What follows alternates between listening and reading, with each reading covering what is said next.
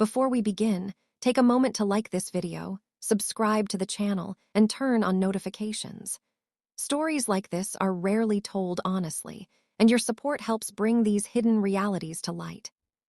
Most people imagine a wedding night as something soft and private, a moment when the world finally fades away and two people are left alone to breathe, connect, and begin a life together. But for Jacob Miller, nothing about his wedding night belonged to him.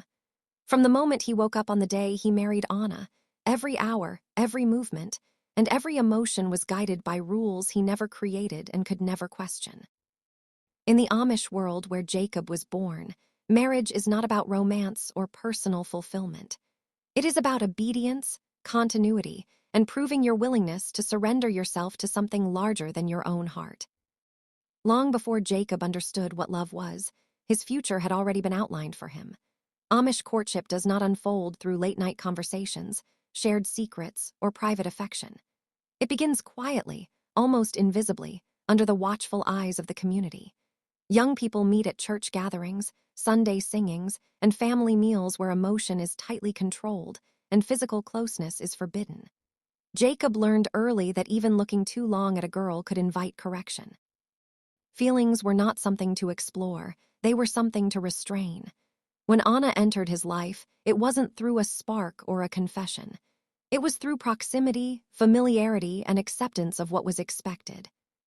Their connection grew slowly, shaped not by desire but by permission. They never held hands, never shared a private walk, never spoke freely about hopes or fears.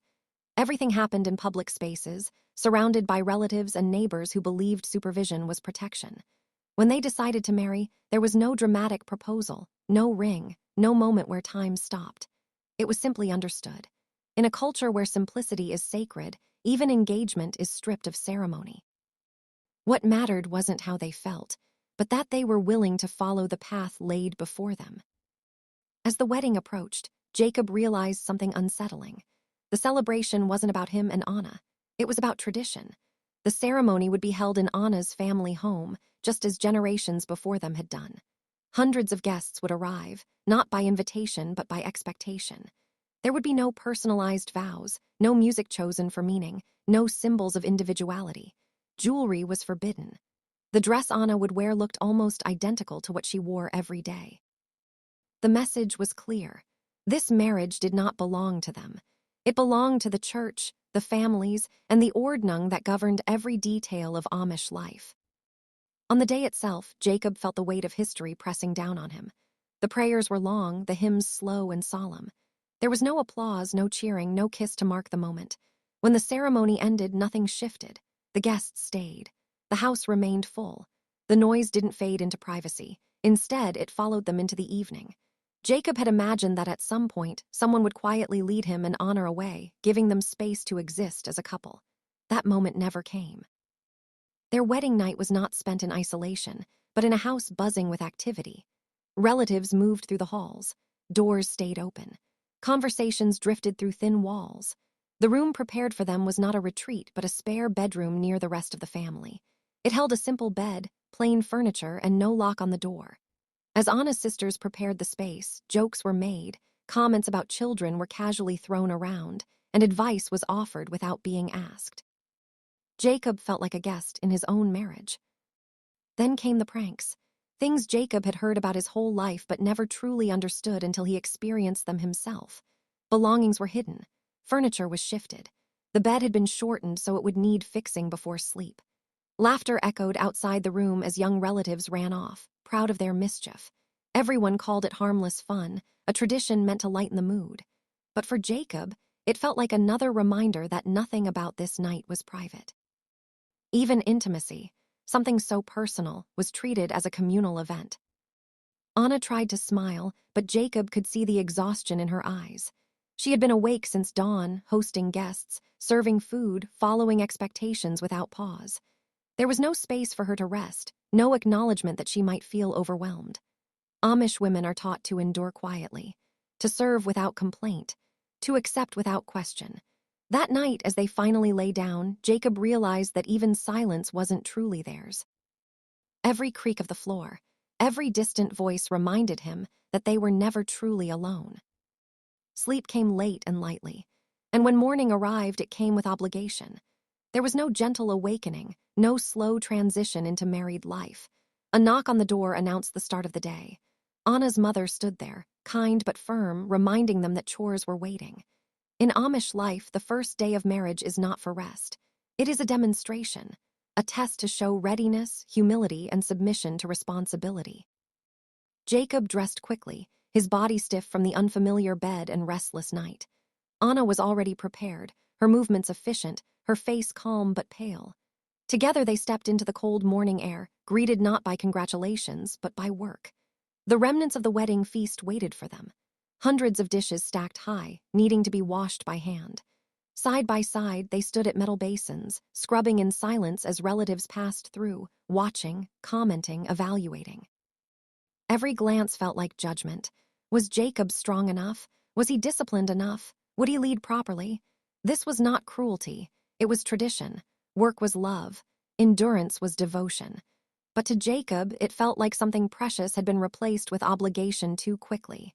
There had been no time to breathe, no moment to feel married, only the immediate weight of expectation. The day continued without pause. Laundry was hung, floors were swept, animals were fed. Advice was offered constantly, sometimes gently, sometimes sharply. Jacob and Anna barely exchanged words. Their first day as husband and wife passed without a single uninterrupted conversation. Marriage, he realized, had not brought them closer. It had bound them tighter to everything else. As days turned into weeks, Jacob became more aware of the invisible structure shaping their lives. The Ordnung was never written down, yet it dictated everything. How he groomed his beard, what Anna wore, what they owned, how they behaved. Mustaches were forbidden, tied to military history. Anna's hair remained uncut, hidden beneath a covering. Makeup and jewelry were not allowed. In stricter groups, even shaving was prohibited. Each rule was meant to preserve humility. Together, they formed a cage of expectations. Jacob watched Anna move through her days with quiet strength. She owned only a few dresses, all nearly identical. Her life revolved around service. Cooking, cleaning, helping others. Her individuality was something she had never been encouraged to explore. Amish women were expected to be obedient, modest, and silent in their sacrifices. Men had rules too, but the weight placed on women was heavier, more visible, woven into every part of their existence. Their intimacy developed slowly, carefully, in stolen moments and shared glances. Love was not expressed through words or gestures, but through endurance, through surviving the same structure, through understanding without speaking. Jacob began to see his wedding night not as something that went wrong, but as something that went exactly as intended. In Amish culture, marriage is not about lifting two people into a private world. It is about settling them deeper into the community. The lack of privacy, the immediate labor, the constant presence of others. None of it was accidental. It was a lesson, a reminder that the individual must remain small so the community can remain strong. Jacob often wondered what might have been different in another life, a life where love could grow freely, where the first night of marriage was gentle instead of exhausting, but wondering was dangerous. Questioning was discouraged. Faith was proven through acceptance, not reflection. In Anna's eyes, Jacob saw the same unspoken longing, a quiet hope that had no language. They learned to communicate through shared burden rather than shared dreams. Their marriage survived not because it was nurtured, but because it was expected to. In the end, Jacob understood the truth behind his wedding night. It wasn't stolen from him. It was designed that way. In the Amish world, marriage is a surrender, a promise to put duty above desire, faith above feeling, and community above self. For some, this creates stability and purpose. For others, it raises difficult questions about choice, love, and individuality. Jacob's story is not one of rebellion. It is one of quiet acceptance, a life shaped not by what he wanted, but by what was required. So now, let me ask you, could you begin a marriage this way, without privacy, without rest, and under constant expectation? If this story revealed a side of Amish life you never knew, share your thoughts in the comments, like the video, and subscribe for more stories that explore the hidden truths behind the world's most unique traditions.